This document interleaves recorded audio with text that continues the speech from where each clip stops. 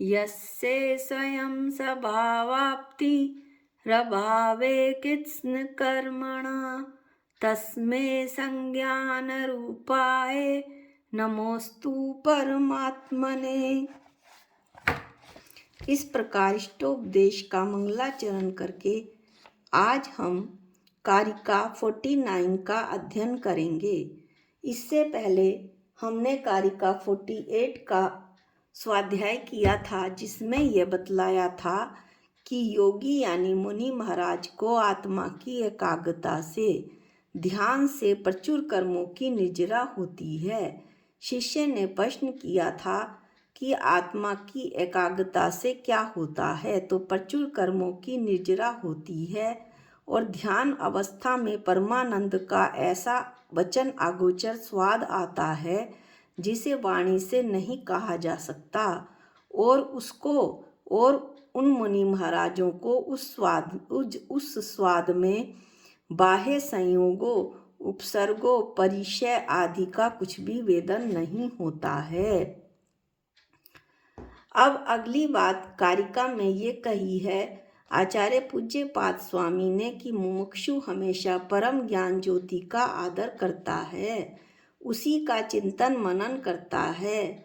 इस बात को अगली कारिका में स्पष्ट किया जा रहा है।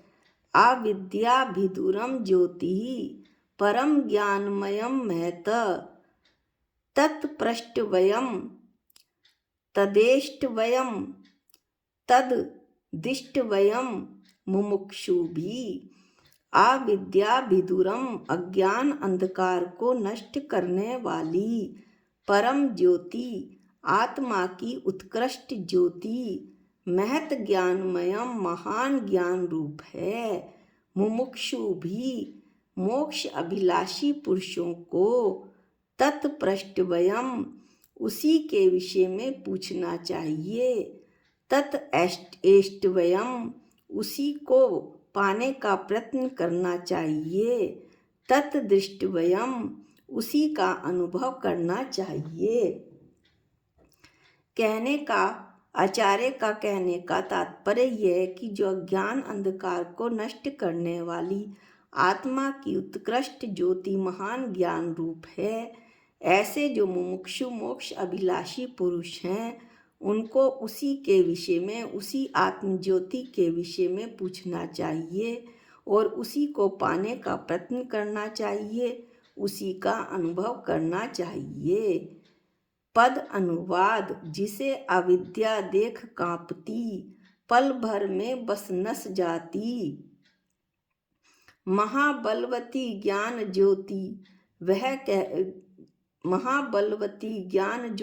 वह कहलाती है सुखलाती। बात करो तो करो उसी की, चाह उसी की करो सदा। मुमुक्षु हो तुम उसी दृश्य को देखो, उर में धरो सदा।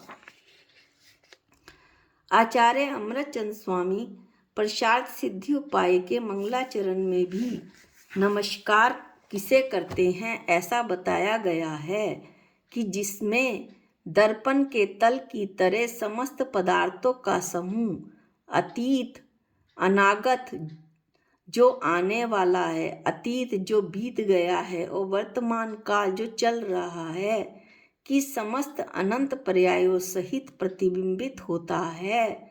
ऐसा सर्वोत्कृष्ट शुद्ध चेतन स्वरूपी प्रकाश ज्योति जयवंत हो। ज्ञान की इतनी महिमा क्यों गाई जाती है, शिष्य प्रश्न पूछता है। जिस प्रकार सूर्य के प्रकाश से अंधकार हट जाता है, उसी प्रकार सम्यक ज्ञान रूपी सूर्य से अज्ञान रूपी अंधकार हटता है। इससे ज्ञान की बहुत बहुत महिमा गाई जाती है। दुनिया में सबसे ज़्यादा अंधकार है तो वह अज्ञान का अंधकार है।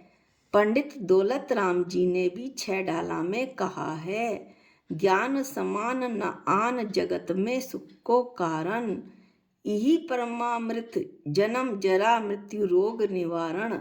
सम्यक ज्ञान के समान दूसरा कोई पदार्थ सुख का कारण नहीं। यह सम्यक ज्ञान ही जन्म जरा और मृत्यु रूपी रोगों को दूर करने के लिए उत्कृष्ट अमृत के समान है। शिष्य फिर प्रश्न पूछता है, कौन सा ज्ञान स्वस्थ है? राग देश मोह से रहित ज्ञान स्वस्थ है। विषय कषाय से रहित ज्ञान स्वस्थ है। मुमुक्षुओं को अपने ज्ञान को स्वस्थ बनाने का प्रयास करना चाहिए। ज्ञान की निराकुलता बाह्य वस्तुओं से नहीं किंतु अंतरंग आत्म तत्व से प्राप्त होती है। यदि भीतर निराकुलता रहती है तो साधक बाहर से भी निराकुल दिखाई देता है, और यदि योगी के भीतर आकुलता है तो वह बाहर भी आकुल व्याकुल होता है। अतः आकुलता को दूर करने हेतु और निराकुलता को प्राप्त करने हेतु मुमुक्षुओं को तत्प्रष्टवयम उसी ज्ञान ज्योति के विषय में पूछना चाहिए, उसी के स्वरूप का चिंतन करना चाहिए और अपनी ज्ञान ज्योति उद्घाटित करने हेतु प्रकट करने हेतु निराकुल होने का प्रयास करना चाहिए। जिन शासन में समीचीन ज्ञान किसे स्वीकारा गया है, शिष्य प्रश्न पूछता है कि समीचीन ज्ञान किसे कहा है। मूलाचार ग्रंथ में आचार्य वटेकर स्वामी ने कहा है, जिसके द्वारा साधक राग से विरक्त होता है, श्रेय अर्थात कल्याण में संलग्न होता है, विश्व में मैत्री भाव से युक्त होता है, अर्थात विश्व के प्रति मैत्री भाव जागृत होता है, जिस ज्ञान से जिन शासन ने उसको समीचीन ज्ञान रूप से स्वीकार किया है। इस प्रकार यहाँ पर इस कारिका को आचार्य ने बतलाया है। आचार्य अगली कारिका में अत्यंत परम करुणा के साथ ये बताएंगे शिष्य को कि हे सुमुते अच्छी बुद्धि वाले, हे उपादेय तत्वों को जैसा कि इसमें हितोपदेश में बताया है संक्षेप में अपने हृदय में उतार ले। ऐसा पुद्गल अलग है, जीव अलग है, बाकी सारा ज्ञान तो इसका ही विस्तार है। ऐसा कारिका 50 में अगले वीडियो में बताया जाएगा। आज हम आचार्य पूज्यपाद स्वामी के विषय में कुछ संक्षिप्त चर्चा करते हैं। वेद ज्ञान वृक्ष की सिद्धांत दर्शन व्याकरण साहित्य वैदिक आदि शाखाओं के पारंगत अनेक ग्रंथों के प्रणेता देवों के द्वारा पूजित श्री पूज्यपाद स्वामी का जन्म कर्नाटक प्रांत के अंतर्गत कोले नाम के नगर में हुआ था। आपके पिताजी का नाम श्री माधव भट्ट तथा माता का नाम श्री देवी था। आपने ब्राह्मण कुल को विभूषित किया था। आपकी कीर्तियाँ जैनेन्द्र व्याकरण, स्वार्थ सिद्धि, समाधि तंत्र, इष्टोपदेश हैं। पूज्यपाद स्वामी ने जैन अभिषेक नामक ग्रंथ का भी निर्माण किया।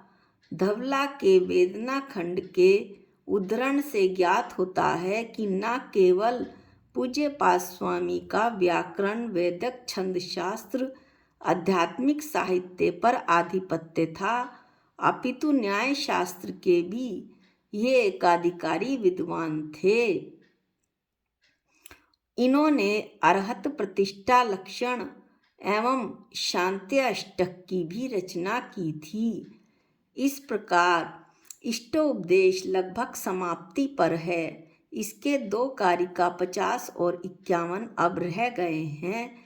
ये जो हितोपदेश है ये सभी के लिए इष्ट है और हितमित उपदेश देने वाला है। इसे पढ़कर हमारे जीवन में भी हमारे जीवन का में हमारा कल्याण हो और हमें हमारे जीवन में कल्याण के मार्ग की ओर हम बढ़ें। इसी भावना के साथ आज के वीडियो का समापन करते हैं। निज निजी निज में बताई ये अनंत उपकार है, इसके लिए जिन वाणी माँ को वंदनानंत बार है, वंदनानंत बार है। सबको जय जिनेंद्र।